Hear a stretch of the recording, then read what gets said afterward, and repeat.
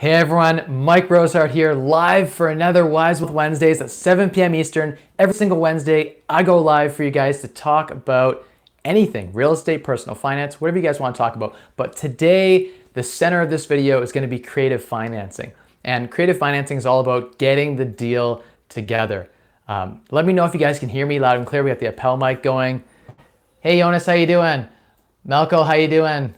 Lee, how you doing? Good to see the regulars popping on. We're talking today about how to finance properties, and then we're going to get into, as we always do, the live Q&A where you guys just hammer the questions at me and I try to hammer back some long-winded responses, and we get right into the trenches, and then you guys rein me back in.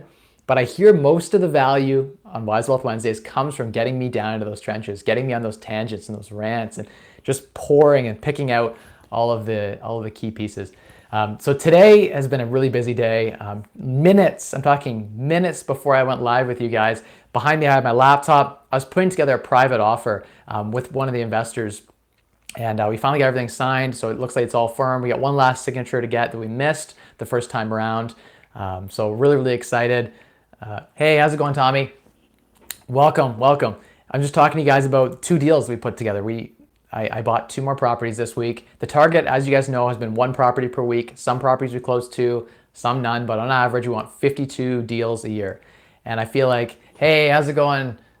Batal, how you doing? So yeah, we're trying to close, a deal every week, and that's been the average. This week, not any MLS deals. We saw quite a few deals, but we pulled the trigger on 2. Hey Nicholas, how you doing? Welcome to the live stream. Today we're talking about how to finance properties, and then we're gonna get into some tangents. And right now I'm just giving you guys the weekly update. What has Mike Rosehart been up to? I've been busy with my family. My unit below me, guys, it turned over, so I had a tenant leave. I have an amazing new tenant moving in below me. Financial controller, fantastic guy. Really excited to meet him and really get to know him better and introduce him to the fire lifestyle. So really excited for that. Hey Lee, no, unfortunately I'm going to miss the Wind City event this weekend. I have a family get together going on. We're doing a big pool party, so I'm missing that. And plus I'm crushing some deals this weekend. We bought, as you guys know with investors, we're now at 8 properties we've purchased since I started, announced a month ago that I started working with investors to buy properties. We've just been going crazy. Hey Jason, welcome. Jason is actually one of the deals we just crushed this week. So we're waiting to get some final signatures on that. Really excited for that to come together. Jason, glad you're on. We're really excited to pull the trigger on that deal. It's gonna be a fantastic triplex here in London. It's gonna be 1.5% rule all day long, I think. So it's gonna be fantastic property. We're talking double-digit cap rates, really clean, nice triplex property. So once we get there, a little bit of renovation done, get some of the bad tenants out, it's gonna be a super clean deal. Tons of upside and tons of cash flow, as well as tons of upside on the forced depreciation side. And I know you guys have probably seen old videos. I did a video on talking about the 3 ways to make money in real estate. As you guys know, there's 3 personas. There's really 4 ways to make money, but 3 personas, and I like 3 because it just is a nice, clean number. 1, you're a Johnny cash flower, so you're focused on that rental income. You're all about making cash flow each and every month, regardless of, the future value of properties or whether or not a property increases in value. There is, with 100% guaranteed, you're going to have a good return on investment. I look for 25% return on investment with leverage as a minimum, typically for the cash flow perspective. Then we got the second area where we're talking about what we call the anti-arbitrager. So anti-arbitrager is all about finding those arbitrage opportunities. And there's 2 ways that anti can arbitrage. There's actually like 3 ways, but 2 main ways. You either arbitrage on the buy side, arbitrage meaning you find a property below value, so you make your money on the buy side, or you buy at market, but find a way to realize and unlock value through renovation, through putting in new tenants and strategic changes and stuff like that. So, and then the third thing is talking about, speculative investing, which is, believing in a gentrified neighborhood and saying, oh, this area is going to transform. I believe in the Canadian market or the Toronto market, the Ontario market. I believe it's going to grow. And I advise focusing on 1 and 2. And within 2, definitely try to make money on the buy, as well as have a strategy to change the tenants over to increase rents, to have a higher NOI, to therefore have a higher valuation on the property, or renovate it below market value to then have a higher valuation on the property. So either make money on the buy or make money after you've bought it through strategic choices, because you want to be in control. The thing about real estate that's so nice is you can leverage, and we're going to talk about how to get creative financing in a second here, but you can leverage 5 to 1. You can lever up 5 to 1. You can use leverage to your advantage, cheap debt.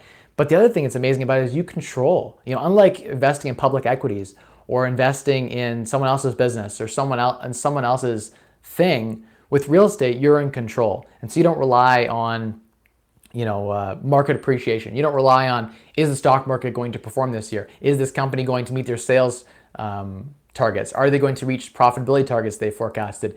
Will X or Y event happen?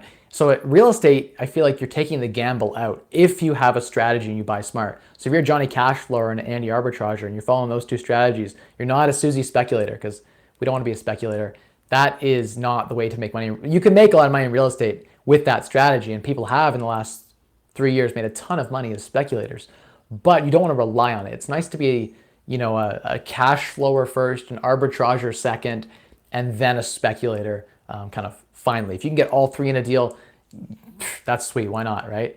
But let's keep, by the way, guys, if you have questions, drop them in here. This is supposed to be an interactive conversation. I'm just waiting for people to get on. We got 17 people on, so just waiting for people to filter on and get some questions out there. But we're going to talk about creative financing in a second too. And I just wanted to kind of get all the way around and talk about at a high level how we make money, because that sort of transcends to how we get financing, because the way that you make money determines the way you're going to be able to get financing. So if you're buying speculative, there's different classes and types of deals. We're talking, you can be investing in farmland, you can be investing in land development, you could be investing in commercial real estate. We're talking multifamily apartment buildings. You could be investing in commercial industrial types of properties like factories and those sorts of things. You could be investing in commercial, residential retail office space. You could be investing in, let's see, okay, got some questions coming in.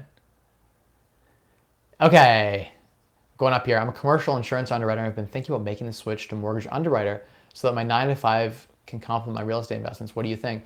Van Bruza, I think that's a fantastic idea.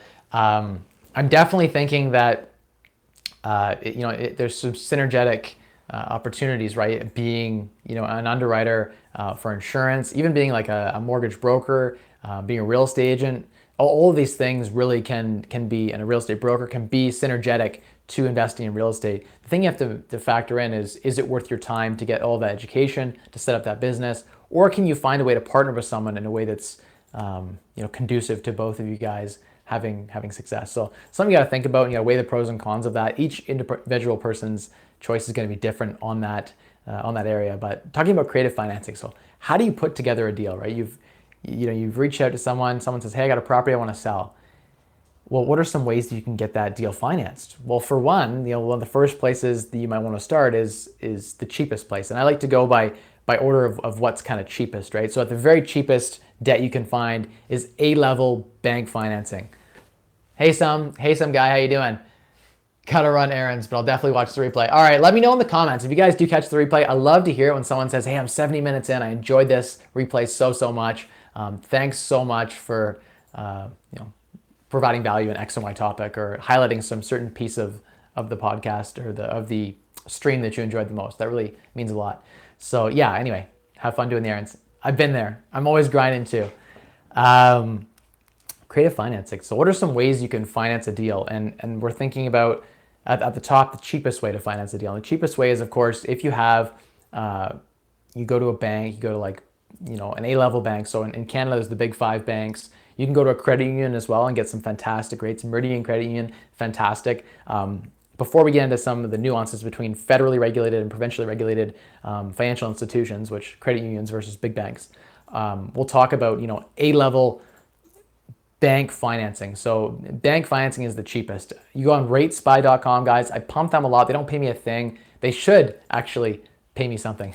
But yeah, I love ratespy.com. They're way better than RateHub. RateHub gets paid, I think, to put a lot of they get paid too much to promote certain lenders. And in fact, if you compare RateSpy to RateHub, RateSpy has way better rates, and the brokers they have that they're advertising have better rates. Of course, you have to look for nuances like, is it private mortgage insurance required for this mortgage? Is it owner occupied only or rental property compliant type of lending? So you look at those sort of criteria, but you can go on ratespy.com and you can see what all the lenders are posting. And RateSpy, the idea is that you can become a spy. You go and you find out what the best rate is. So if I'm a premium client at Bank of Montreal, I'll report what the best interest rate possible to get for a premium client is. And so they know where the floor is. So when I go into the bank, I say, go to ratespy.com, take a look. I'm seeing that you guys are giving away like 2.79 5-year variable right now, which is the thing. Like you guys can get 2.75 5-year variables right now.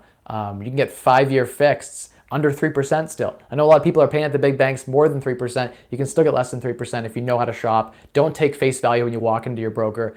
They aren't incentivized to discount the rate. And in fact, the best brokers that I've worked with will take their commission. By the way, mortgage brokers typically get 1 to 1.5%, sometimes even more, depending on who they work for and with, of the mortgage balance. So if you have a $300,000 mortgage, they're getting $3,000-$4,000 in commissions. And to put a deal together, some brokers, if they're not very busy, they will give you back a kickback. So they'll use their commission to buy down your rate. And they can buy down your rate from like 3% to like 2.9 sometimes. I've had brokers promise me a rate and rates hiked, or they ended the promotion and they said, I'm so sorry, that's on me. I should have locked that rate in for you. I know we were just talking, you didn't have the deal firmed up, but I'll put something together for you guys. And here's the best rate I can get you. I'll buy the rate down from 3% to 2.9 for you guys. So get your broker to buy down your rates. I know not all brokers will do that, but when they start to get hungry with prime rates creeping up and real estate markets slowing down a little bit, which in London, we'll get to that in a bit, but London isn't slowing down. Unlike what Graham Stephan and Kevin is talking about, right? I see both their videos talking in Southern California. They're having a bit of a recession, it sounds like, and I don't follow it in depth because I don't invest in Southern California the same way they do, but it sounds like they're having a bit of a contraction. In London here, things are roaring harder than they've ever been. Properties are going still multiple offers, over asking. It's just crazy. I think Toronto and Vancouver aren't seeing the same heat that London's seeing. We have no foreign investment regulation at all. So there's a lot of, you got to remember, guys, that Western University and Fanshawe College bring in a ton of international students. And I mean a ton of, Indian and Chinese and overseas people who have come here, right? And they were able to get here because their parents are really well connected and they're wealthy. And these people bring a ton of money and they want to buy their citizenship. So they'll buy, commercial properties, they'll buy residential properties, and they'll try to put down roots here. And so that's, boosting London's market. People in Toronto are selling their $2 million houses and buying the identical house in a near identical location in London for $500,000 or $300,000, right? And so they're downsizing in a big way, and they have a ton of cash because they had equity of $300,000. So they are cash buyers. And that's driving our market way up because London is still very, very affordable. You can buy a nice house for 200 grand here. So, very, very safe, good city. But let's talk again about financing. So rein me back in, right? And if you guys have questions, shoot them in the comments. I'm happy to get into those. If you leave me a backlog of questions, I promise to get through every single question.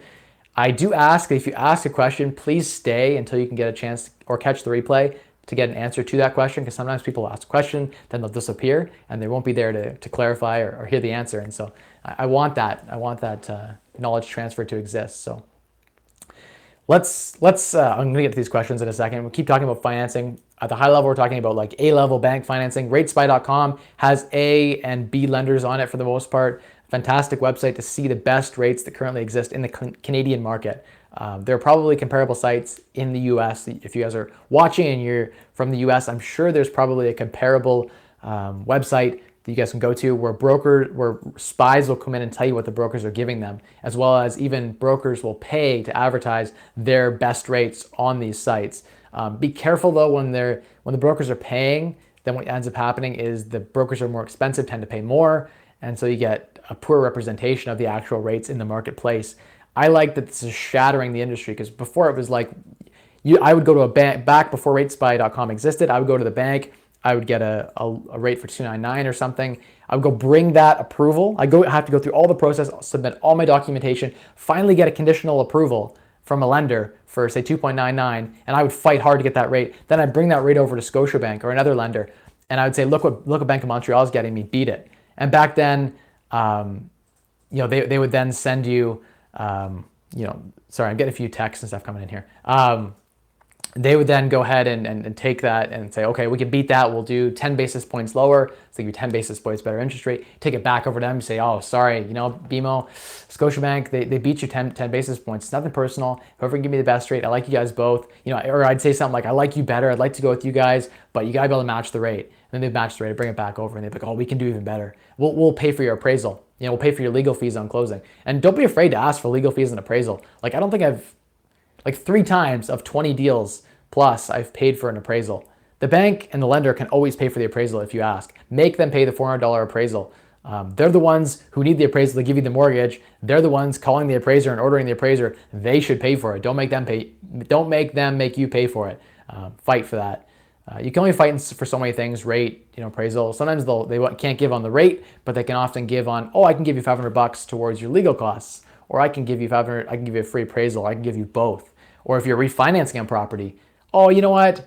On this HELOC, fine. We'll give you a free appraisal and we'll pay all the legal fees. In fact, most of the major banks have in-house legal for refinances. So they'll take your mortgage from Scotiabank, bring it over to TD. They'll do everything. Their lawyer will take care of it all for free. Now, it takes like 4 or 6 weeks for this to go through, but just so you guys know, there are ways to get things refinanced for free. Though I've had lenders give me better interest rates, buy out my old mortgage, had a year left, pay the 3-month breakout fee and the legal costs and the reappraisal, everything, and then hand me $80,000 bigger mortgage. So I had to cash out, pull $80,000 from a property, and I didn't have to pay a cent. There was no breakout fees, nothing. They took care of everything. Sometimes other mortgages I have paid to break out before, the 3-month interest differential.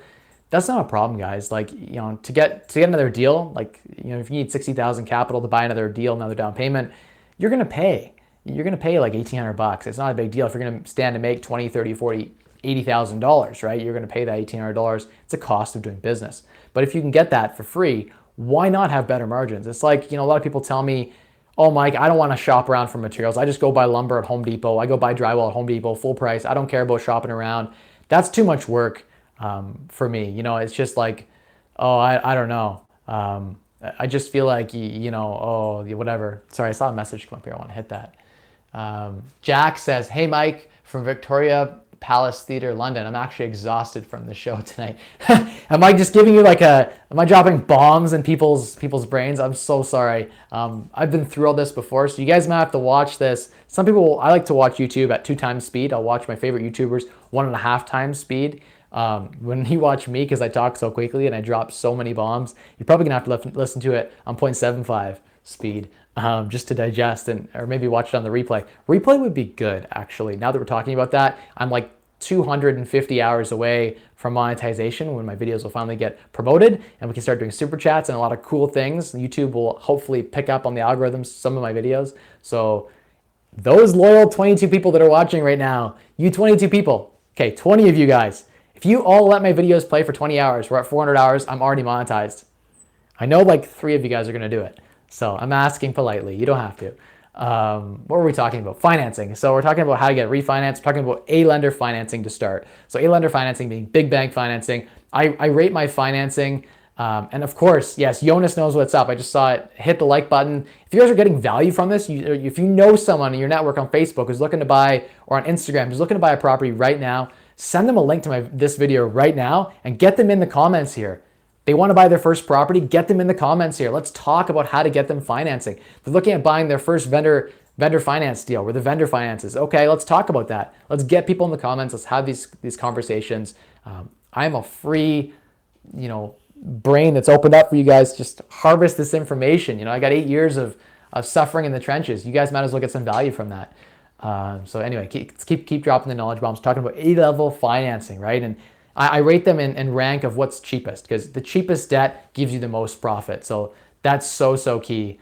You want to maximize your profit, but getting the deal can be more important than the rate. So just because you can't get A-lender financing doesn't mean you can't get. So for myself, I'm you guys know I'm an entrepreneur. I have a couple of corporations where I'm buying properties. I don't have a stable salary. The banks don't like that. The A-lenders will still touch me. There are still programs for high net worth individuals where I can still get, I could still get the it's called a high net worth mortgage, where they'll give me the same rates, but I don't have to qualify from an income perspective. So we'll talk in the A-level, there's so many different nuances, and I probably can't even get into it all in one video here, guys. I probably spend 3 hours talking about financing, but I know CIBC and RBC both have these programs here in Canada where I snapshot 200,000 liquid, 200,000 in cash, as well as 10,000 per property I own. And as long as you own minimum, I think it's 3 properties, 3 rentals, they let the property determine whether you get financing and your net worth determine whether you get financing. So you don't need day job income. So you don't need income to qualify. And you're like, whoa, there's federal laws. They can't do that. There's new income testing that came out in January that knocked 30% of people out of the market here in Canada. Not the case. There's still tons of ways to get financing around those stress test rules. For being, for instance, being a high net worth individual, having significant cash reserves, having an extremely cash flow strong rental property can help you a ton. Buying a property way under market value, they will make exceptions. The bank, the lender has a certain band where they can actually make exceptions. And I've been that case. My first property was that example where I didn't have hardly any income. I was a student and they took a risk on me. Bank of Montreal took a risk where I didn't have any of the income qualifications, but they have a high risk category where they put through certain individuals. So you want to put together a nice cover letter, put together a nice package to the lender, and make sure that you're that exception, that you're that, those few people that got through that when, and by the way, guys, I applied to 5 lenders and 4 of them would say no. And you think I just give up after 4 lenders, then a lot of people just try the first lender. They say, no, sorry, come back when you get higher income, come back when you have this down payment. And most people give up. And that's the sad truth and the sad story. But I'm here to tell you that creative financing is all about continuing to knock on doors. And being successful in real estate is about continuing to knock on doors. The more doors you knock on, the more deals that fall in your lap, the more people you meet, the bigger your network, the more you learn, the more financing opportunities that come in your lap. When I used to get a deal, I used to send it to 4 lenders all at once, my 4 favorite, and they would all take a run at it. And I would not tell either of them that I was running all 4 separately. In fact, you can even close more than one deal at the same time.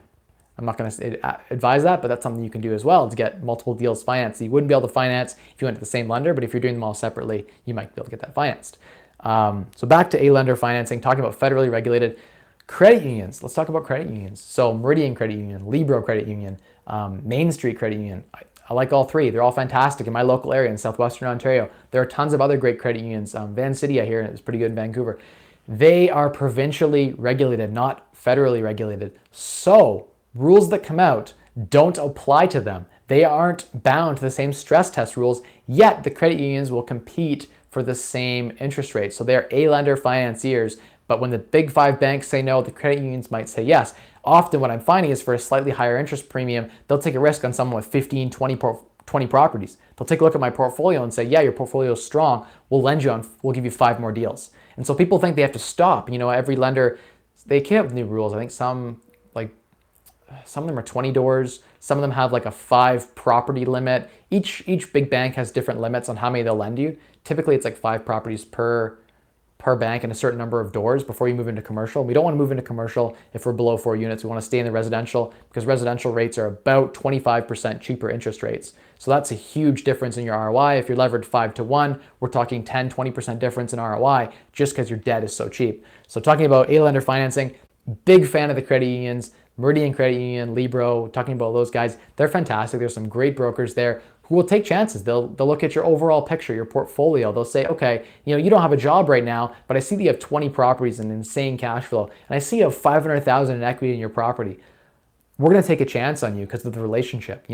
At a credit union, you're a member. They don't have shareholders. Each person who has a bank account there, they buy in shares into that in ownership. They're members of this credit union. And so they have basically to keep their members happy. And if you're a member, then theoretically, and you have a lot of mortgage business, you'd have more membership shares. Then theoretically, you'd be a big book of business to bring to the credit union, especially the small guys.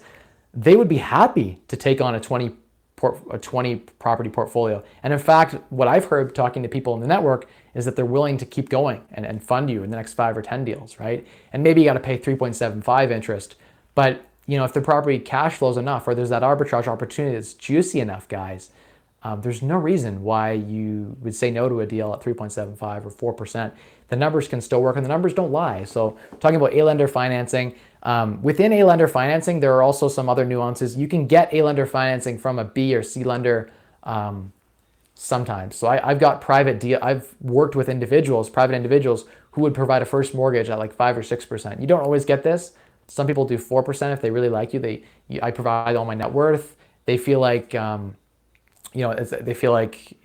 trust Mike. I see his portfolio. I don't have anything going on. I got like all my money sitting in a GIC at like 2% or a savings account. I would love to put my money in a TFSA. You can put your money in a tax-free savings account or an RRSP, and you can lend through a third party like Olympia Trust, and you can lend through your RRSP and your TFSA. And there's a strategy that I want to do a video on some other later time called an RRSP melt, where you can take like a 500,000 in your RRSP and with a first and second mortgage or second and third mortgage, melt the entire RSP, the whole 500,000, into your TFSA, your TIFSA. You can actually get your TFSA up to $500,000, $600,000, $700,000 balance over a 10-year period and melt all the money out of your RSP and bring it into your TFSA. So people don't like the RSPs that beat on them. They need to really consider that the RSP is actually a really great tax vehicle. It allows you to shelter your income. Even if you can use your RSP room to shelter income this year and then next year take it out and take the tax hit when you have a lower income year. The RSP is a fantastic vehicle, even if you're not saving for retirement. I'm a huge fan of the RSP. I leverage and maximize it as much as I possibly can. And yeah, anyway, we'll talk in a future video about something called the RSP melt. You can do a Google on the TFSA and RSP melts. But that's using registered vehicles to invest tax-free in mortgages, in real estate. So we'll sideline that for now. But what that means is you can effectively take that, someone's got 500,000, your parents got 500,000 in their RSP and equities, and they aren't performing very well, let's say, hypothetically. You might ask, your friend's parents or whatever, got 500,000 to, as long as it's an arm's length mortgage. There are ways to get around that too, but effectively they could provide the first secured mortgage. They're registered against the property. If you fail, they're going to take your property if you don't make the payments. So their money's safe. They feel really safe. It's in their RSP. It's tax sheltered. People are lending out of their RSPs right now at like 3.99. That's A-lender financing, in my opinion. Yeah, you got to through a private broker, and there are brokers here who take RSP money and they set these MICs, basically these pools of money. And if you can get in with someone at a MIC, or you can get, basically a mortgage investment corp is a MIC. Sorry, I know I drop a lot of acronyms, and if I say something you guys don't know what it means, just drop in the comments and I will try to catch it. If it's a really short question, I can usually see it. If it's a longer one, I'm gonna basically get to it in like 5-10 minutes. But we're just talking about, A-lender financing. So you can get cheap debt, atypical ways to get cheap debt. But we're talking more about creative financing. We get into B and C lenders. So sometimes the A-lender can't get it done for whatever reason. Your credit score isn't good enough. Maybe you don't have the right income qualification. You've tried 5 different lenders. Even the credit unions now have said no. Likely, if you have a good profile, you just aren't presenting your case in the right light. So I've often presented the same case again in a different light and gotten approval. So I should almost write a small little like 10-page ebook on how to put together the business case, because most mortgage brokers don't know how to do it well. And so I'll put together like an 80-page, I'll make net worth statements, like a balance sheet of myself. I'll do income statements to each property, supporting documentation, putting together the business case with a cover letter. Because remember, when you submit to the mortgage broker, they don't make the decision. They put together a package for you on your behalf and send that package to the underwriter. The underwriter then reviews the file, and I see some people who want to see that.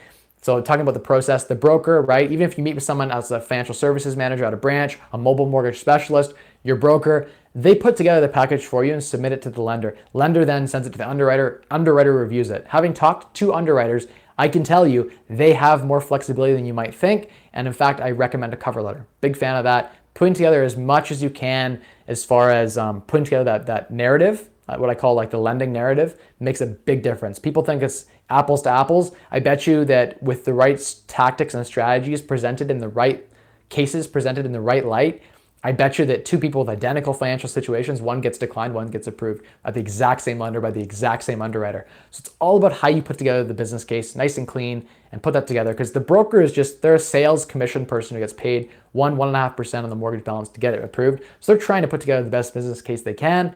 But I like to believe that they don't know everything, right? And there's always ways to improve. Hey, how's it going, Steve? Yeah, definitely gonna put together some ebooks for how to get your financing together to be creative. But let's say like you fail at all those A-lender financing techniques I just talked about, and there's probably 5 more I could think of, but that's all I can think of top of my head. I was busy putting together 2 deals today, so I didn't get a chance to really sit down and solidify my thoughts into a coherent list. But now we're talking about B lenders and C lenders. B lenders and C lenders can take more risks. So some of them will just lend 80% or 75% loan to value just on your portfolio. They might secure 2 properties, a first mortgage at like 7 or 8%. And effectively, you don't need income to qualify. They care about you having assets. They care what the property's worth. And they'll take like a low percentage, call it 65 or 70% of the value of the property. And they'll say, on the first mortgage, you cannot put on a second mortgage or a third mortgage. This is it. But at least you can get financing. You don't have to buy in cash if you don't want to. Anyone can get a mortgage no matter what in Canada if you're willing to pay those higher percentage rates. And it makes the most sense with flip properties. So properties you have a short time horizon to hold. So you're going to hold it for a year, year and a half, 6 months, under 2 years, let's call it. It can make a lot of sense to hold it even at 10%. I've seen people make a ton, flippers make a ton of money borrowing at 15, 18%. And at 18%, there's no questions asked. Like money just is given to you at that kind of rate, right? Investors don't ask a lot of questions. Here, what's the property like? Okay, it's a good property. Okay, I'm gonna lend on that, right? So at 18%, like if you want to borrow at 10%, I can give you a list of people that'll lend to like 10, 12% secured first on a property, even secured second probably on a property. So money is easy to get. If you have a decent deal, it's really, really easy to get. It gets a little bit harder to get cheaper debt. And we obviously, if we're doing the buy and hold strategy, we want cheaper debt. But if we're doing a short-term strategy where we're flipping a property, we're buying a property for 150 grand and we know it's worth 350 and we just need 50 grand to renovate it. So, we just need that money to get that done. We have so much spread there. We're talking 100,000, six-figure spread of profit that if we're paying someone 10% on 150 grand, that's $15,000 in interest. Who cares? I know that sounds crazy. Like that, your property won't cash flow at 12, 15%. There's no way. It just won't work. But the losses you're incurring are offset by the huge gain you get later on. Now, I don't recommend doing this strategy unless you're very, very sure of the upside in the property. So I'm talking you have a deal for 150 and it's worth 300 now. Not it's going to appreciate to 300. I'm talking it's worth 300 right now in a flat market, in a cooling market. So anyway, we're talking about B lenders, C lenders, D lenders, unsecured lending. There are so many different options. I'm going to start hitting some questions now because we're 31 minutes in and I've been on a crazy tangent. Hopefully you guys got some value. Drop in the questions, in the comments, some questions you guys have about the financing process and I'll be happy to kind of dive into that some more. Let's hit some questions though, because I've been letting it build up and it's building and it's like, let's pop this. Okay. Going up. I see everyone's regulars. I see all you guys on here. I see you following. I appreciate it. Appreciate that. Thanks. Hey guys, reading this one too. Find me some good ones. Emma, yes. Emma, if you're still on watching, which ones did you guys buy? So yeah, picked up two, the one student property near Western and also the triplex there this week so far. Off market, not on MLS, private deals. So yeah, really, really excited about those two deals. We are going to find you. Hey, Emma's still here, right on. To it that we're going to have to iron out, but I'm confident I can get that done and unlock some insane value, and I'm excited to report on that property. So anyway, keep going with the question. Yeah. We will find you a property, 100%, guarantee you'll be able to finance, and I'll help you get through it. So excited to bring you in on that. Van Bruzo, we talked about that, complementing your real estate investments. I think that might be a great idea. It can be very synergetic to what you're doing. Jason, I see that your whole family's watching. Fantastic. Van Bruzo says, what would the value of immersing yourself in real estate lending be worth it? Okay, so would it be worth it? Yes and no. I think that like someone in my position, if I had more time, and you guys know I'm working towards my real estate broker so I can control the deal, and I'd like to have my own brokerage effectively with several agents working on the deal flow because I need to ramp things up. We're buying 50, 60 properties a week. I need to be, I really need to be in control of everything. I need to have my fingers to the pulse of the market. I need several agents bringing me pocket listings because yes, there's good deals on MLS all day long, but they're far and few between. And so it's nice to have those private deal flow. And so that's one area that I'm working on complementing the business, right? I have the property management company with my partner, and we do that as a loss leader. I hate managing properties. I'm good at it, but I hate it. And I have a lot of people and connections, so I'm leveraging that. And I do that as a loss leader because I want my investors to have full service. I want them to be able to be silent partners. And literally my investors don't even get the keys. They don't even have tenants don't even have their number. They just get checks. And they get majority of the cash flow. I get a small kind of chunk of it. So it works out. It's a win-win, and then I can scale really quickly because I'm not putting my own capital up. At the same time, I have my capital there if I ever needed to buy in on a deal. That's an option. But yeah, talking about synergetic business opportunities, I think in real estate, everything from real estate broker and agent to real estate lender, like I really should have, and probably an evolution as we grow to 1,000 properties within the company. Once I have 1,000 properties with investors, actually way before that, probably when I get to like 50, it makes sense to have a lending arm where, I get a bunch of friends. I have friends and investors that message me, say, I just want to lend on properties. I want to be in the first secured position on a mortgage on a property. That's completely hands off. I don't have to worry about financing, nothing. I just hand them 200 grand. I get my, 8% rate of return. So we're going to set up a fund, likely at some point. It's going to evolve into this where we have a pool of money. We set up a MIC, effectively, a mortgage investment company, and we put in a few $1,000,000. And I'll probably end up financing some of my investors on the deal. So I'll have a deal and I'll have an investment arm, and I'll have the deal as the agent, controlling the deal side of everything with the brokerage company, maybe even a wholesaling company, all of these together, right? And then they're just, it's connecting the investor to the lending, the investors actually want to be connected to the deal too, the ones who don't want to own. So there's just so many synergetic opportunities.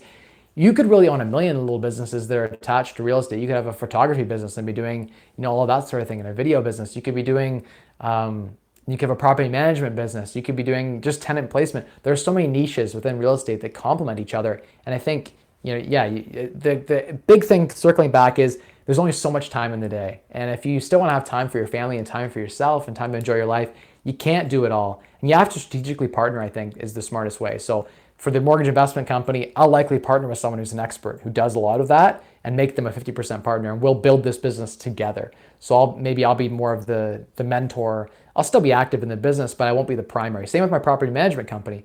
I've partnered with one of my best friends, and yes, today we're actually shop vacuuming a basement for tenants to move in, because it's, by the way, guys, I forgot to say, it's the first of the month.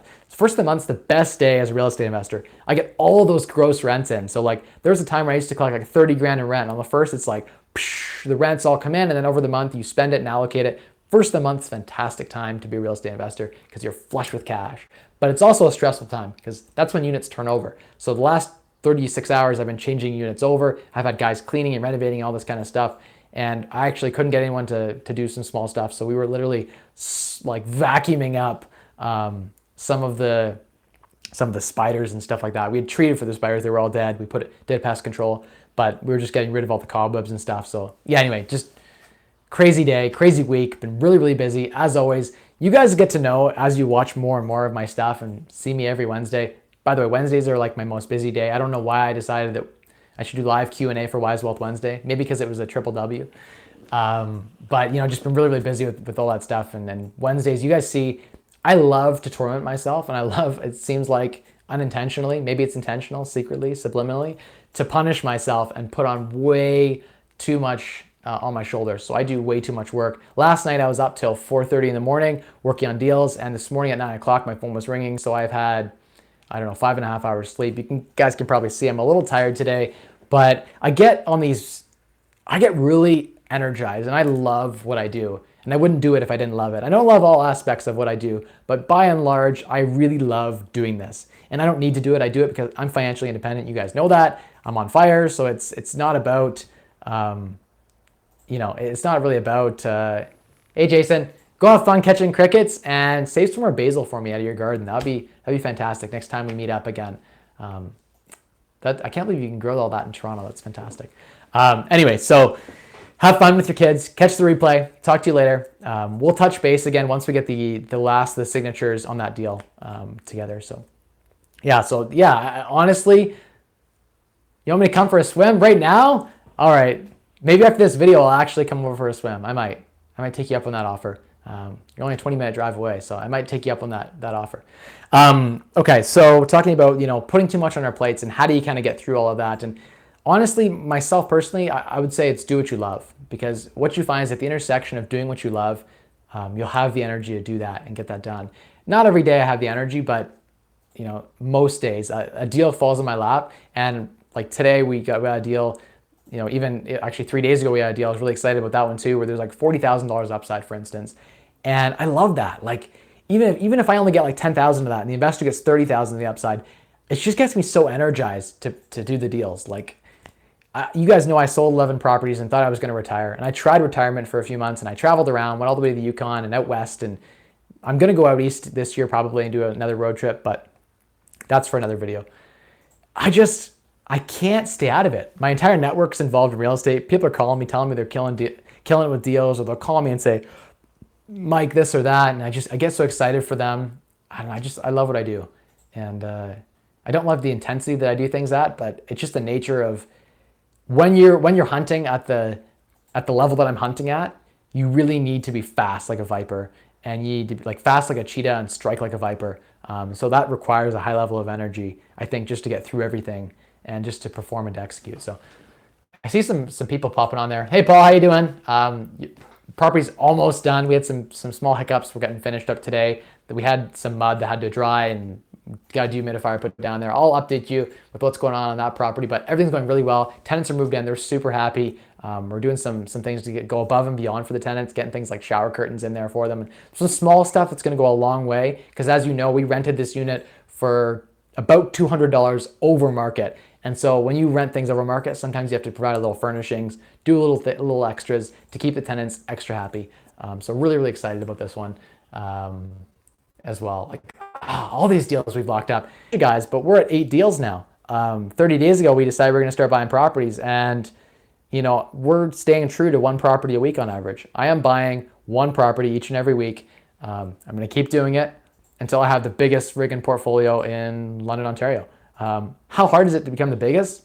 Turns out not that hard. There's not a lot of people doing real estate in London at this level of performance, right? There's a lot of people that play around with 1 or 2 properties, or that are handy guys, but they don't have the ability to think big and maybe they have the ability, but they don't have the energy to execute on that. And we have some really cool things in the pipeline too. We're growing our Airbnb section of our property management company, where I want to become the biggest for Airbnb in London. I want to get the systems together where with Airbnb in London, I can get triple market rent on properties downtown. So we're talking, like a 6-plex or a 10-plex that can cash flow. We're talking like $400,000, $500,000 property that can cash flow like $15,000 a month, $10,000 a month, like just juicy amounts of money. The nice thing about Airbnb is there's no residential tenancy act. There's no landlord tenant, whatever you want. There's short-term stays. And London, Ontario has ruled there is no regulation on Airbnb, which is as it should be. It should be allowed to operate on its own. So I really am a big fan of that. Yes, you have to get rental licenses, but anyways, that's something we're expanding on too. And yeah, it's been busy. We've probably made, I don't know, I ballpark in the next 12 months, my goal is to make $1 million. I want to earn $1 million in 12 months. That's the goal. It took me 6 years almost to earn my first $1 million. So I want to see if I can do it in 12 months. And then I want to see if I can do it in 6 months. Just to prove it's possible. I'm just some 25-year-old guy with a baby face. When I still walk into an open house, guys, they say, "Hey, where are your parents?" Seriously, to this day, I walk into open house the other day and they said, "Where are your parents?" I went, "Are you kidding me? I'm here with my daughter. Like, we think that's my sister? Like, what?" Yeah, so I got a baby face, and I do get a little bit of enjoyment from watching people think I don't know what I'm doing, underestimate me, and then actually the best way to get me to perform is to basically tell me I can't do something, because then I'm going to do it, right? So I grew up really poor. You guys know I grew up single mom. We didn't have a lot. She was making like $12 an hour, like poverty line, minimum wage. It was suck. Moved away at 17, and it was like all these limitations, right? All these people telling me I couldn't do something motivated the hell out of me. And so I would say, like, talking on like the line of like Gary Vee, if you come from like an underprivileged background, it's no excuse. In fact, it gives you the upper hand, I think. A lot of people raised in the wealthier environments tend to be a bit more relaxed. Yes, they have the connections. Yes, they have the money, but you can get all that too. I didn't have any connections. Hell, at 16, my connection was like my boss at Tim Hortons. That was like the richest guy I knew. So you know what, guys? Like, it's totally possible to rise up. And I think real estate's a great way to do that, because you have the control over the deal, right? At the end of the day, that's the key thing. Hey, Michael, I promised to hit up your question. If you got to go to work right now, let's stay on for the next couple of seconds, and I'm going to hit your question. Let me scroll and see if I can find your question first here. I don't see it here. If you had a question, I missed it. But I think you meant in general. So in general, yes, I'm happy to answer the questions, as always. I think today we're doing really, really well. We had 33 people on live. If we get to 50, that'd be fantastic. What value do you need me to share? What question do you have that would allow you to get value from this programming? Do you have a friend out there who's looking to buy a property? Share this on Instagram, on Facebook, even the replay. That'd be really, really cool. Dropping a lot of truth bombs, so that'd be really cool to get this number up. Whoa. 2 people just called my phone. They're going crazy here. Just lost a bit of a pause there on the stream. Hopefully it doesn't keep calling. Okay. Okay, talk about, this is a good question. I like this one, Tommy. Can you talk about how you find tenants and the sources you use? Also, can you please discuss where you get renovation materials at great discounts? So let's talk about how do you find good tenants and tenant selection. I think the key thing is I use Kijiji. That's one of the main sources. There's some other small websites that I use. Western Off Campus is a big one that I definitely always use. Another big one that I always use is oh shoot, can't think of it off the top of my head right now. But the other way is the network. A lot of tenants that I place now are through referrals. So my good tenants will refer a friend, say, hey, I have a friend looking for a 3-bedroom. Do you know of a place? Or I have an international group of students at Fanshawe. They'll have a bunch of friends coming in from wherever. And sorry, I'm gonna silence that again. People are calling my phone like crazy. This is the life. Honestly, my phone, I get texts and calls all day long. It's just craziness. So I apologize for that cutout there. We're gonna get through all these questions, I promise. We'll get through them all. But talking about tenant selection, so I want to give away all my secret sauce because I feel like some of what I do is a little bit specialized in my tenant selection. But of course, the general things are you want good exposure for your unit. You want to take a chance to take really good pictures and put those pictures up online. Write really good descriptions of the unit. One of the things I like to do is draw a floor plan for my unit. I'll always do a video. That's one of the big things is go into your unit, get it really nice, turn on all the lights, make it really nice, make it pop, do a video of the unit. And when tenants ask me they want to see the property, I have a 10-minute conversation. They don't even get to see the property until we've had a chat. And usually half the tenants go away right there. There's I ask questions like, oh, I love dogs. Do you happen to be a pet person? And they say, oh yeah, I'm a pet person. I have 2 lizards. It's like, click. 2 lizards, a bunny, 3 dogs, and 8 cats. Click. But yeah, so there's tenant screening questions that I asked. I have a sample of like 10 questions. I want to do a video on that. It's in I wrote on, one night I got really energized and I wrote a list of 150 videos that I want to make. So it's definitely something to think about. I'm going to get to that question in a sec, Robert. Yes, I have single families. I have duplexes, triplexes. I'm into multifamily. I'm into everything really. I like less than 4 units, less than 6 units the most. And I can talk about commercial versus residential, and we kind of share on those pieces of thoughts. But yeah, Bigger Pockets is a tenant selection screening software. I've seen some really cool. Oh shoot, there's a free one you can use that pulls the credit score. Can't think of it off the top of my head. And you can get referrals from other landlords. That's a great way to check out your tenants if you're worried. But I like to send a video because I want to make sure that they want the unit as much as I want to rent it to them. And it's with students, especially if their parents are co-signing. You don't need to screen as much, right? Like if they're a good engineering student, it's pretty much all the same. I'm going to take a chance on them. If their parents co-signed, I'll put a group of 5 in there in a student property, single family, or in a duplex, 3 and 2 or 3 and 3. I'll put in a group. Most of the students in engineering or whatever, they're all sort of professional, and I don't really need to screen as much. So the students are nice because you don't need to screen as much. You get the parents just to sign. Credit Karma is a great free one to get your free credit score for yourself. I don't know if you can pull tenant credit scores on there, but you can ask your tenant to give you a free credit score. And I do that. I ask them to supply bank statements. I ask them to supply credit score. That tells you a lot. You get 60 days of bank transactions. That tells you a lot about a tenant. It doesn't give you the whole picture, of course, but if they're willing and forthcoming with that information, that is, that's a really good tick in their favor. But anyway, so I send the video off. I got like a 2-3 minute video, and I'll send it to every tenant who wants to see the property. And half of those guys will say, oh, it's not what I'm looking for. But then the next half, when they go and see it, they've already seen a video of the property. Sometimes even I send a video, they're from Toronto, they're students. They say, our parents are ready to sign, send us the lease, we'll send you last month's rent. I rent a lot of units without even showing the unit, just on video alone. You'd be surprised how many people are willing to rent just on video, never seeing the property at all. That makes my job really, really easy. And actually it's weird because some of my best tenants have been through video. Like they were the richest tenants. They show up in like a Lexus and they have like first and last. They're like, oh, I'll pay a year up front in rent. Those types of tenants, it's funny. I guess they're so busy they don't have the time to go look at 100 units. And they have a conversation if they believe in the landlord. They like the relationship we have. They see the property, see pictures, they see the video, all of that. They're willing to sign a lease. So that's sort of a nuance. But yeah, so talking about tenant screening, some techniques. Those are some techniques. I really like taking the video. Video is so key.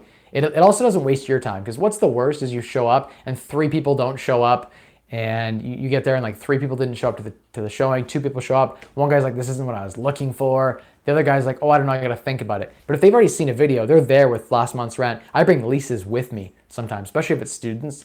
But there's different segments, and I do everything. You guys know in London, I have the student market. I do the single family houses, the duplexes. I convert single families to duplexes. I have triplexes, fourplexes, 22 bedroom boarding houses I used to do. I've done a little bit of everything except for commercial. I haven't done a lot of apartment building stuff. I know eventually I'm going to grow to that level where I need to start doing apartment building stuff and placing a superintendent in a property and transforming those types of properties. I'm excited to do some Airbnb stuff with a little bit bigger units. But yeah, I haven't done the big stuff. Stay away from commercial, mostly for some of the reasons I've talked about in previous videos. You guys can check those videos out. I've done videos on commercial versus residential. The margins aren't as good on commercial, but the deals are bigger. So that's sort of the pros and cons. Right now, there's just so much juice in the residential market because interest rates are so cheap.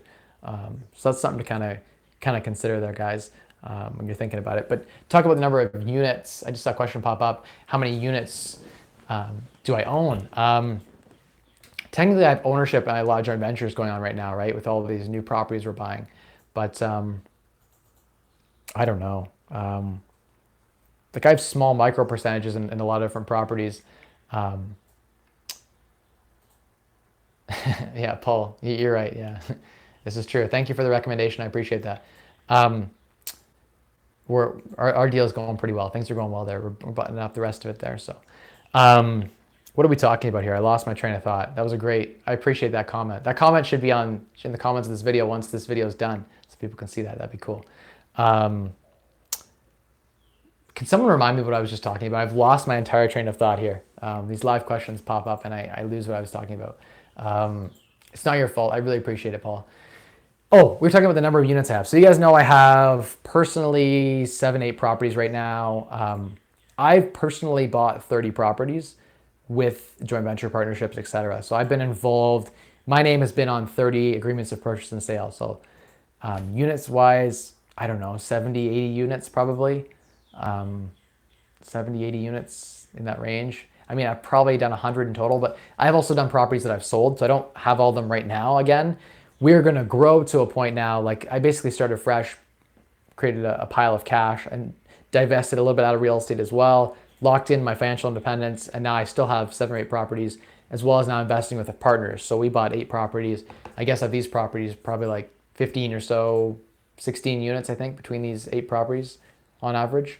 If you go by the bedrooms, because some of these properties rent to a group of, like one of the properties we closed was a duplex, but it's 11 bedroom duplex downtown. So it's a six bed, two bath over 2 floors, and then 2 more floors.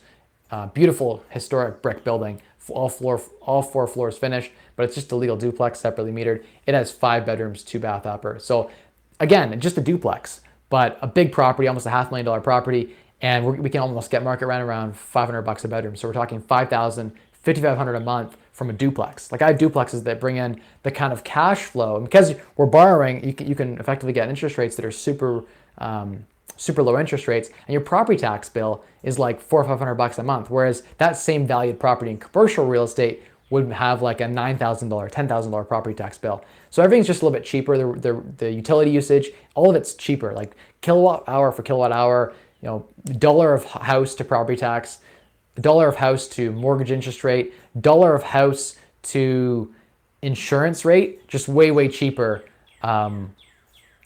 Way cheaper, I think, to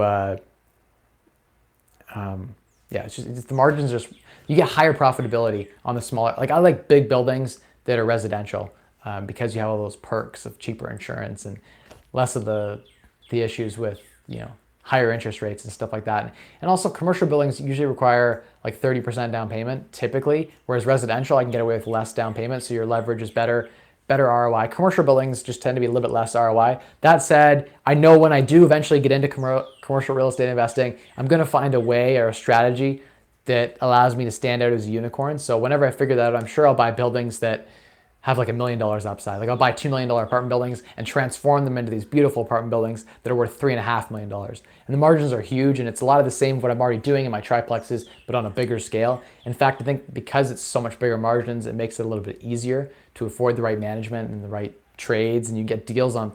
If they're spraying 50 tubs with new spray or whatever, the new enamel or something, way cheaper than enameling 1 or 2 tubs, right? Because you have those economies of scale. There's pros and cons, and we could talk about that for hours. I could do a whole live stream just on commercial versus residential real estate investing. And talking on the topic of financing, because we're talking about financing properties, residential properties are way easier to finance than commercial properties.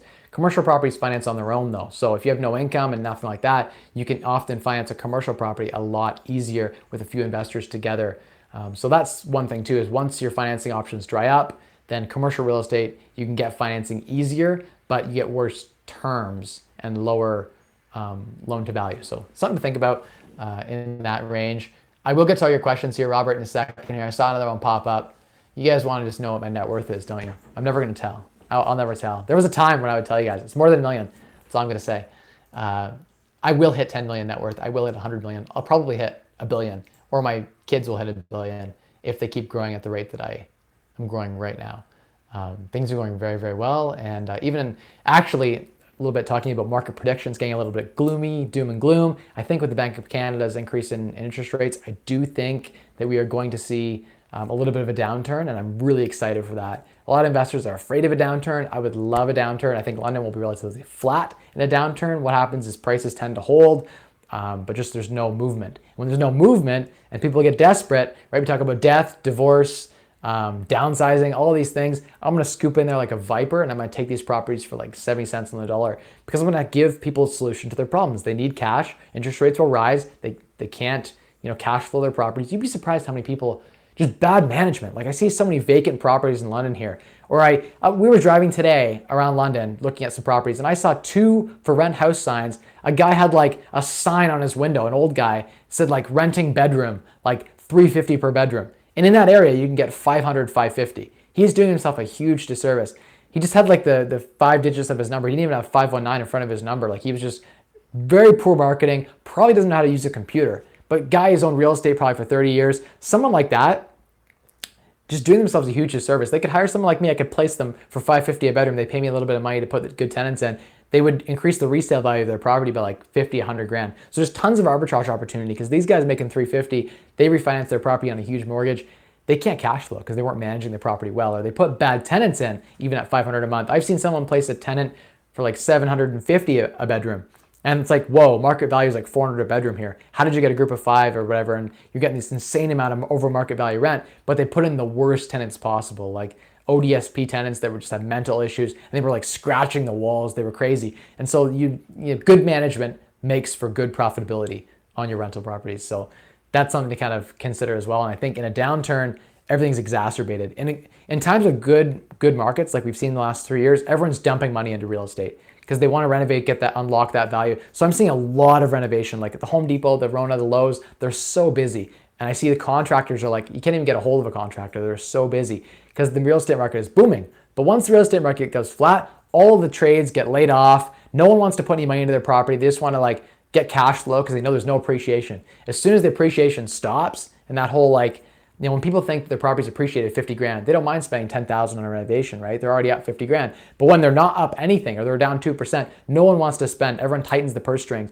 and that's perfect, because deferred and delayed maintenance, right? When people delay maintaining their properties, the problems get big and they become such that they become overwhelming, and then people get emotional, right? A really bad tenant, people get emotional over that, and I can walk in and get a property. So I'm really excited for that downturn. Personally, my properties won't probably do all that well, but I think I can grow and scale up in a big way during those times, and all my properties will survive recession, no problem. I've bought so far below market value that I'm okay. Even the deals I'm buying now are such below market. If we had 10% drop, I'd be fine. Most people in Toronto, 10% drop means their $2 million house is worth 1.8. Their $200,000 loss, that's huge, right? But here in London, I think if you buy smart enough, you're okay. You have cash flow too, which you don't have in Toronto and Vancouver and big markets. You don't have cash flow in the same way that you do in London. So very recession proof, because you have all that strong cash flow each and every month, that $1,000 a month from that property. I like to aim for $1,000 a month on a property. So if you have 50 properties, that's $50,000 a month in profit, not including appreciation. If you have a portfolio like that, you're making 600 grand a year just on rental income. You can afford some vacancy. You can afford all of that, right? And so you just build a business that's, able to weather a recession. So that's sort of my thoughts on that. I don't know why I got on that tangent. Sometimes there's value in those tangents. Sometimes I'm just talking, blowing wind out of my mouth. I want to wrap this up because I do maybe want to go for a swim. and I gotta wrap up a deal tonight and play some tenants. And I had 3 calls come in while I've been on this live stream here. And when they call twice, it shuts my stream off for a minute. So I should respond to those guys. Okay, let's hit some more questions real quick here. What do I think about duct cleaning? Jason, duct cleaning, I get a lot of those duct cleaning call guys, like those, I don't want to stereotype, but those typical like Indian guys calling you with like a really thick accent. We'll come and clean your ducts, blah, blah stuff. I hired them one time to do a rental property. I did a huge renovation and the ducts were like this thick of dust that had gone through the system because we'd been renovating like the drywall dust from sanding everything. It was just a mess. So I got them to clean it. And I tell you the truth, these guys in Toronto and all around the area that have been doing this, a lot of them get in there and they just blow it around. They left like a thick layer of dust still at the bottom. They didn't clean very well. I had to call them back twice and they tried to up their price on me. They tried to upsell me. I think duct cleaning is a waste of money. Honestly, I do. I can't get behind that. It adds zero resale value. You clean your ducts for $1,000 or $500 or whatever it is, and you'll add zero resale value. So maybe in your personal, maybe on your personal residence, if you're really worried about the ducts putting smoke out, but or dust. But honestly, you can get these filters you put inside your grates of your forced air system, and they'll purify the air for the most part. So yeah, honestly, I can't see cleaning ducts being worthwhile investment. Let's hit some more questions up here. Let's do it. Let's get through these questions. Scrolling up, we have a lot of questions to hit.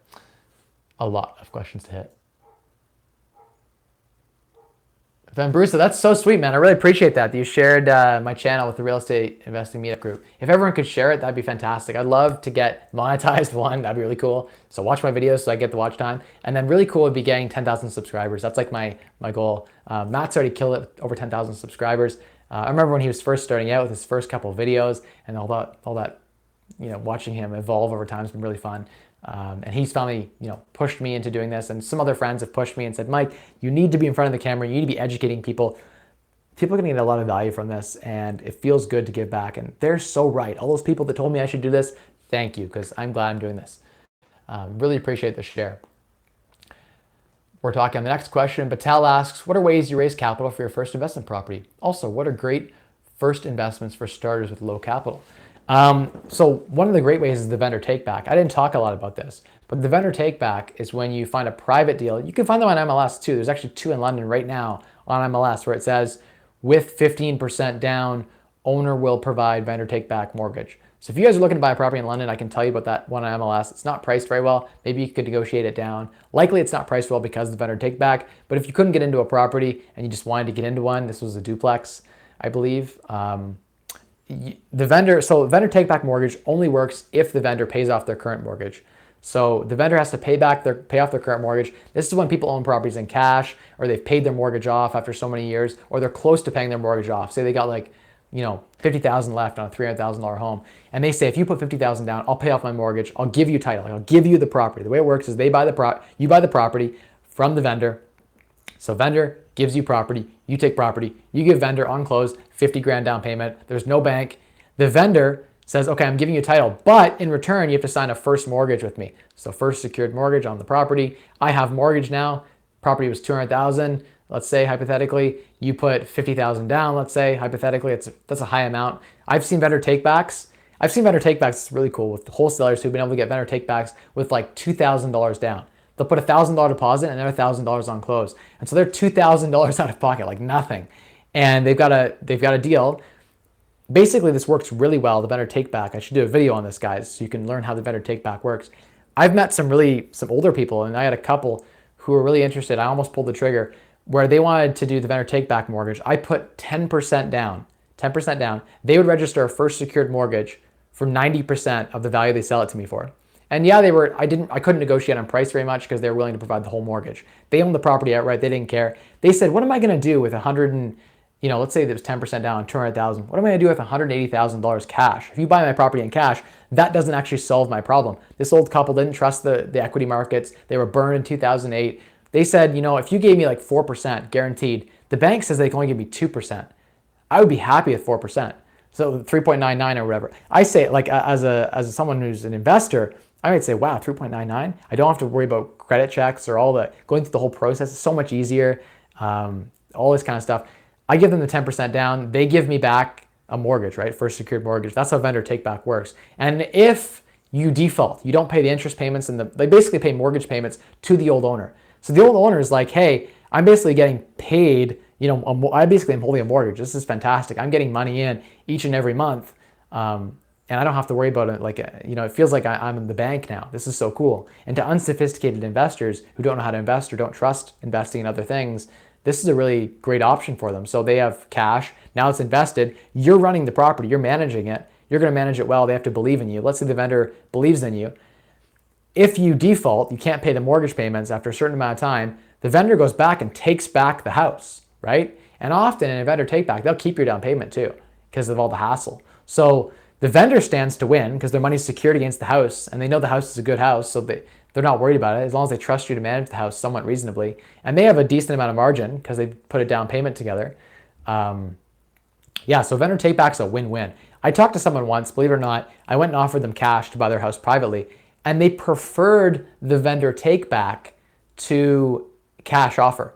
They actually would prefer that I gave them a vendor take back because they didn't know what they were going to do with their cash. Let's say they had a $500,000 property. They don't know what they're going to do with $400,000 or $500,000 when it sells. So if I give them a $100,000 down payment, they're like, wow, that's great. I can use the $100,000 to enjoy life, but I don't really need a whole $500,000. I would love just to have passive income. Everyone's all talking about the passive income. And the only true passive income is coming from dividends, interest income, like private mortgages, right? If you own a property, that's not passive. Unless you own a property with me and I'm doing all the work. Probably I'm the only person I've ever found that really owns a truly passive shop. There are some other guys out there that do it, but most property managers aren't truly passive. All the buck falls back on the owner, right? But if you're partner with someone, you're the passive partner, that's truly passive. But these guys want the passive stuff without owning the properties. So you set up a win-win, and I see this all the time in the market. So I talk to people and I say, if you're getting started in real estate, try wholesaling. It's a great way to get started. Go and see some properties. Negotiate some vendor take back. Just for the experience. It wouldn't hurt to do it. People are out there want to do it. In fact, I ran into one scenario where people were so poor with their money management that the wife, kind of was saying that we'd prefer a vendor take back. Like, we'd rather be the mortgage. You give us $5,000 down, we'll give you $95,000 mortgage on this $100,000 house. And where are we gonna rent now? Like, our house is run down. We can't afford to maintain it. We have no cash. We've lost our jobs. Where are we gonna go? And I say, look, I'll find you guys somewhere to rent. I'll put you guys on a property to rent, and I'll basically make mortgage payments to you. And the mortgage payments, like the principal plus interest, are higher than what their rent's going to be. So now they get to move into a nicer place because of a vendor take back. That's what creative financing is all about. And there's a ton of other ways to be creative about financing, but it's fantastic when you can set up a win-win situation where the vendor actually wants to be the mortgage lender on this deal. So you get to buy this property for $5,000 down, boycott all the issues with finding a lender and going through all of that. And sometimes you can even negotiate as good as bank rates. Sometimes you got to pay 8% or 7% on a vendor take-back mortgage. It just depends.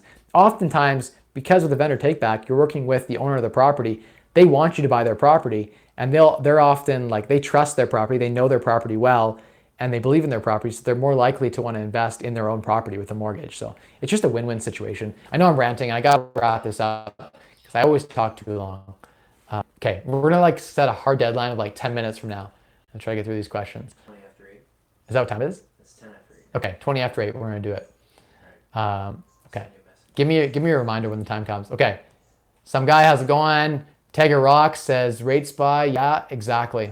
Fantastic website, ratespy.com. I know I talk quickly. You have to listen to things on the slow to hear what I'm saying. I just have a lot to say, and I've always been this way. I don't know why. Okay. When you sold your first property, did you sell under a business name or personal? I sold it personally. I owned all of my properties I've ever owned have been personal. I've avoided the corp until about 2 months ago. So that's something to kind of think about. Personal, you get some tax advantages. I've talked about that in different videos. But yeah, I got my first mortgage through A-lender financing. All of my I borrowed millions from the banks. A-lender at 2%. I had a 2-year fixed mortgage on a property that I lived in at 1.84%. 1.84%. My mortgage on a $400,000 house was $990 a month or something ridiculous. It was just dirty, and it was 30-year amortized. Super great for a cash flow perspective and just cheap living. I mean, when my interest cost is $300-400 a month, fantastic. I had a ton of upside on that property. So that's an example of one of my first couple properties. Hey, from Victoria Palace Theater. Hey, how's it going? Jack, that's awesome. Not this show, don't worry. I'm currently playing Samuel Seabury in Hamilton. That's the show I mean. Hey, nice, right on. I'm glad you joined in. That's fantastic. Jonas, 100% right. If you guys are here, hit that like button if you've enjoyed this so far. Please share this video in your real estate meetup groups to a friend who's investing in real estate. That'd be so cool. I like to say things once and have an impact on tens of thousands of people, then say the same thing to 10,000 people individually, right? And so yeah, that'd be great to share that around. That'd be cool. If the average real estate agent will become obsolete in the coming years, how would you advise a 21-year-old to start and run? Darius. I don't know. I was talking with a friend recently. Warren Buffett's been investing in full service real estate brokerages. He believes that experience is very, very valuable. And I sort of tend to agree with him in some ways. I think that there will be some sort of role like real estate broker that will exist. I think that a real estate agent or a broker that is focused on technology, they're advancing in a way that they're getting, maybe the commission you're getting is dropping in half, maybe potentially, but you're doing more volume or you're providing value in unique ways. I know an agent that gets 10%, talking 10% to sell a house because they renovate the house. They do everything, full service. And I'd probably, like a lot of people would consider paying that because it's full service. The realtor does everything. Get ugly carpets, the realtor out of pocket pays to change those carpets out before listing them. He takes and puts his own money in there and does all of that, right? So I think the full service option will always exist because humans are innately lazy. And we, especially with like first time home buying, and like homes are a big decision when we buy a house, right? It's a big decision. I think that by and large, people need guidance and help through that. So something to kind of think about if you're going to get into real estate. I think real estate's a fantastic thing to get into. Just remember, you have to have the network and you have to really be like working really, really hard to build the connections. Because I know a lot of agents that like 80% of the agents out there don't do well. They don't sell like 20% of the agents sell like 90% of the real estate. So that's something to keep in mind as well if you're getting into the industry. Let's see if we can go like rapid fire. Like how fast can I do these questions? They'll be less detailed, but they'll be fast. And if I didn't answer it well enough, just shoot it in the comments after this video or in the next live stream, and I'll guarantee get to it. What's my opinion on Grant Cardone advice? You just said Grant, but you mean Grant Cardone, I assume, advising us to stay away from duplexes, triplexes, and single family homes. He is wrong, Robert. 100% he is wrong. You make way more money doing the small stuff than the big deals.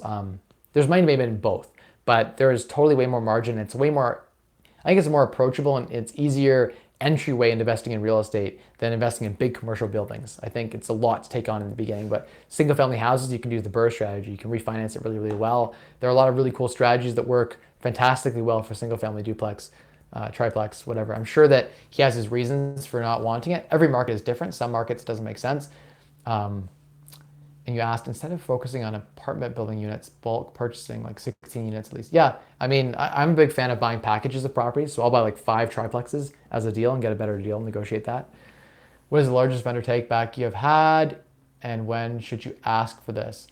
Honestly, I haven't had a lot of experience with vendor takebacks. I've seen a lot of other people do it. I've always just been able to get A-lender financing at like 2%. So I've always shied away from the vendor takeback situation for the most part. But you can totally, I know a lot of people who do it, and I've had opportunities fall in my lap to do this. You can look for the signs, right? We talked about some of the signs to look for, Steve, about that, where maybe the owner doesn't know what to do with their capital, and you can run the idea by them. What do you think of holding a mortgage on this property and getting passive income, where you're getting mortgage and principal, talking like, you run the numbers, and let's say on a big property, it's $2,000 a month. How do you feel about $2,000 a month passive income plus $100,000 when this closes? So effectively like a down payment plus them getting passive income, and say in a 5-year time horizon, I'll refinance and buy you out and pay the rest out. Or if you don't want me to, I'll keep the mortgage going. So often what we do is we set up a vendor take back mortgage, and then in 2 years, I refinance the property at the higher amount and I pay out the vendor take back and I put in a cheaper mortgage. So you can do that too. That's a cool strategy. If you want to just get a deal locked up and you're worried about financing it, just get a vendor take back mortgage put together and refi it out after, or get a C lender and then refi it out later and put an A lender back on the property once you've got it renovated. So it's a really rough property. The kitchens are ripped out. No A lender is going to touch a property like that because it's not habitable. It's not livable. It's too much of a high risk. So you get a B or a C mortgage on the property, renovate it, make it livable, put the kitchen nice, make everything really nice, put new floors in. Then you go get the A lender appraisal And then the appraiser says, yep, good to go. You get a nice, big, clean, cheap mortgage on there and pay out the expensive mortgage. Just make sure you negotiate your fees on the side outside of getting through that. Okay, let's see if we can hit some more of this. Questions. Hi, I was debating if I should make my first YouTube video tonight or not. It would be showing all of my art. Do it. You know what? Put it out there. YouTube's fantastic. You guys don't know this and you'll never find out, but I did videos on YouTube actually for jokes in 2009, 2010, and one of them got like 10,000 views. It was just a joke parody video that was so bad. I'll never tell you guys about it. It still exists out there. It's so embarrassing. But put it out there. It's cool to do it. You know, if you enjoy creating the art and you enjoy sharing that, give back. You know, it's like volunteering. There's nothing wrong with that. Even if I make nothing from this, it's still worth my time to do this because people are getting value. From the 30 people, we had 32 people at the peak on here that got value from this. That was fantastic. That's all worth it for me. And so if you get like 3 comments, that feels really good to get those comments. Someone says, hey, I love your art.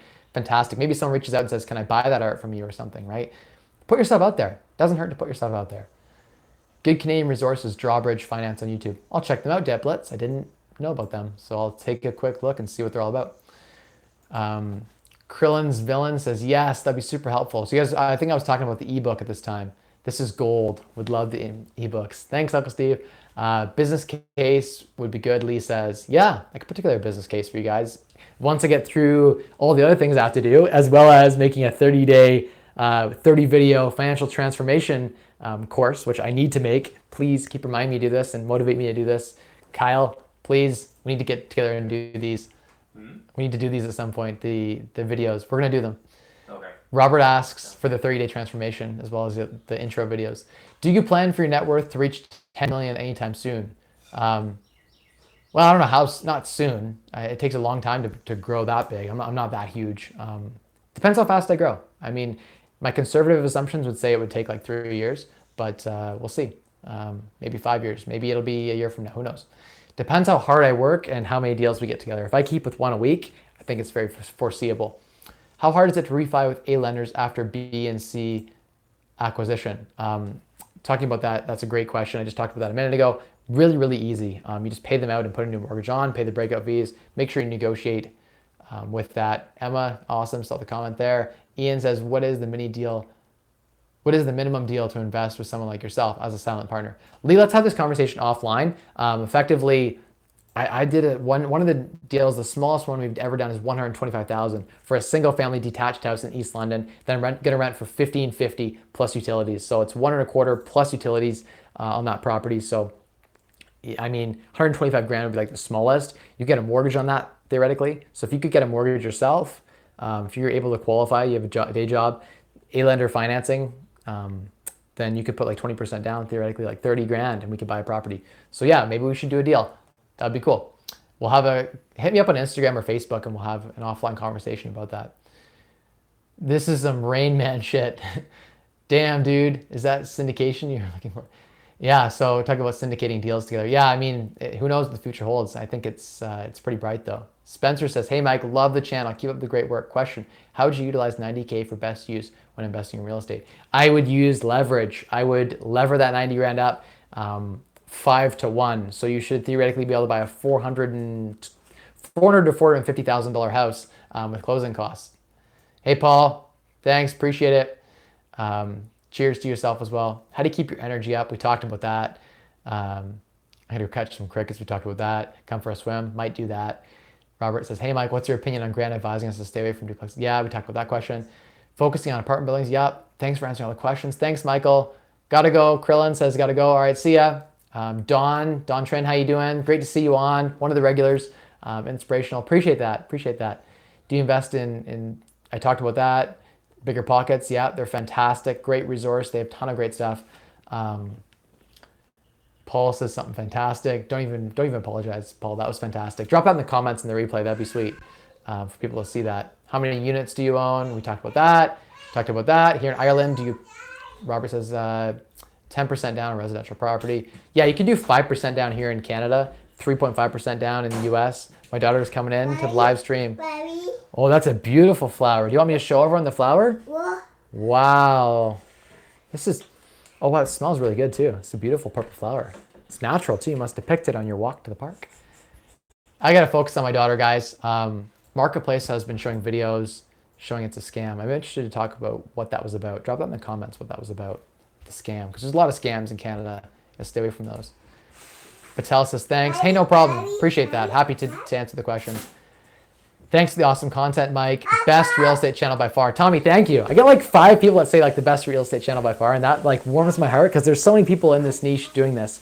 I want to eventually evolve into a personal finance channel as well, where I'm helping you guys with the personal finance side, unlocking fire. Even if you're not interested in real estate, you can still unlock financial independence without real estate. So, Travis, thanks so much, guys. Anyone else here? Just say hey if you're here. If you made it all the way through, over 80 minutes, drop it in the question that you've been here. I really appreciate that. Thanks, Tagger. All right, guys, we're going to wrap it up. It's been a really great video. 80 minutes of, I've really enjoyed this back and forth. I've been really energized today. We've had a great session. As always, guys, you know, spend less, earn more, maximize those returns to unlock a wealthier you. Have a good Wednesday, guys.